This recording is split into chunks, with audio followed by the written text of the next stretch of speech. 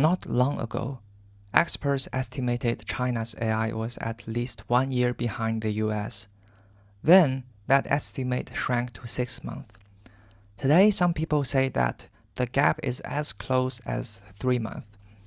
So from the leaderboard, we are seeing more and more Chinese model approaching or even surpassing the US model in terms of benchmark. And they are doing it at a fraction of what America is spending. So let's take a closer look at the financial reports and projections of some listed companies. So Google alone poured 90 billion in AI infrastructure last year, and is projecting 175 to 185 billion US dollars in 2026. OpenAI has plans to spend 600 billion through 2030, so that's roughly 100 billion every single year. So now let's look at Chinese side. Xiaomi plans to spend 30 billion annually, and Alibaba around 20 billion US dollar every year. And Zhipu, currently among top AI Chinese models, spent just 460 million US dollars in 2025.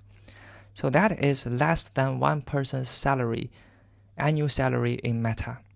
So what's more, Chinese companies are paying a premium for GPUs that American AI companies can get freely and cheaper. So how are they doing it so cheaply?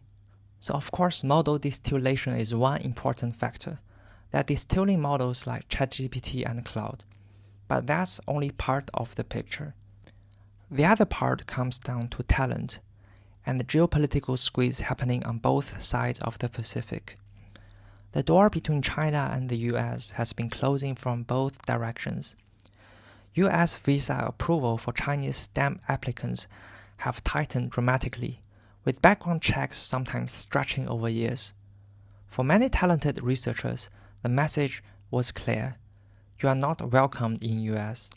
Meanwhile, Beijing has begun restricting senior AI figures from traveling abroad, concerned about sensitive information being leaked out. The result is that Chinese researchers who might once have moved freely to Silicon Valleys are now building careers at home.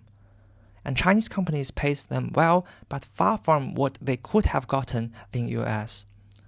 A recent graduated LLM PhD from Peking University entering a top Chinese AI company can command about 200 to 300,000 US dollars a year in China. But if we put that same researcher in Silicon Valley, and you are looking at a figure that's at least 2 to 3 times. That's why Chinese labs can hire aggressively and build large research teams. We are seeing new Chinese LLM companies come out recently with great models, like Xiaomi, StepFun, Minimax, and GLM.